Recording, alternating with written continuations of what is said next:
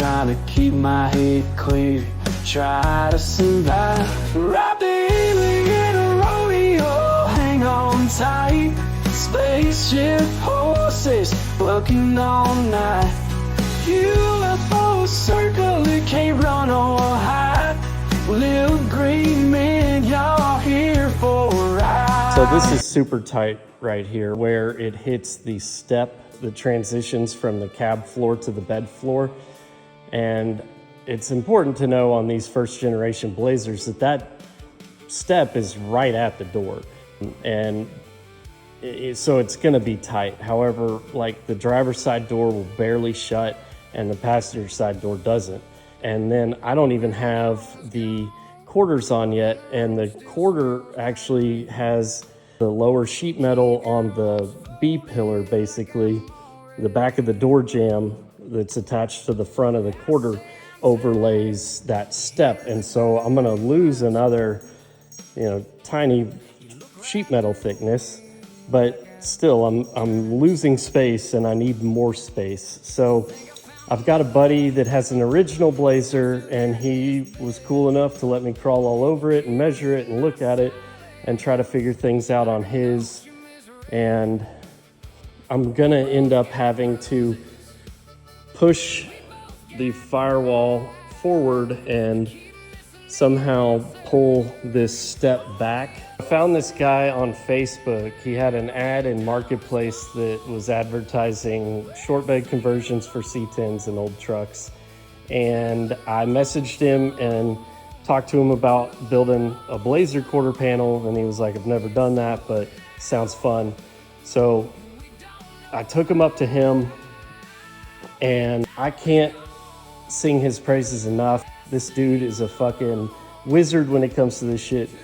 I drove 12 hours to go get it in Arkansas, and that was off of like 3 crappy pictures.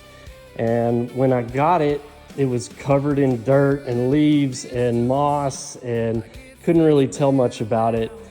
And then I got it home and I cleaned it up and I was like really disappointed because the truck was just beat to shit. And it's been really hard for me to find a 503 green 67 GMC with nice patina. And here I just spent all this time going to get one.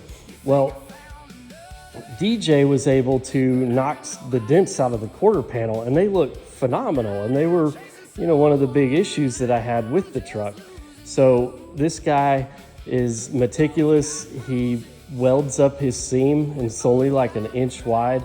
And he did it quick, and I thought he gave me a really good price on it. I also took up my tailgate to him because I wanted to try to save as much of the original tailgate as I could. But it's rusted, holes all the way through it. And so I had ordered a brand new tailgate, and he cut the skin off of the new tailgate and the skin off of my old tailgate and spliced in the old tailgate skin and patched holes in it, and it turned out badass too. So if you're looking to have a Blazer quarter panel built, or if you're looking to have a C10 or really any old truck, he's done Fords. I'm gonna have him do a Jeep bed next. So this guy is your guy. He's out of Eastland, Texas, which is just west of Fort Worth, about an hour, and he does really awesome work. Check him out. So the truck looks awesome with the quarter panels on it. They match up perfect with the inner fender, but my door opening is still way too small.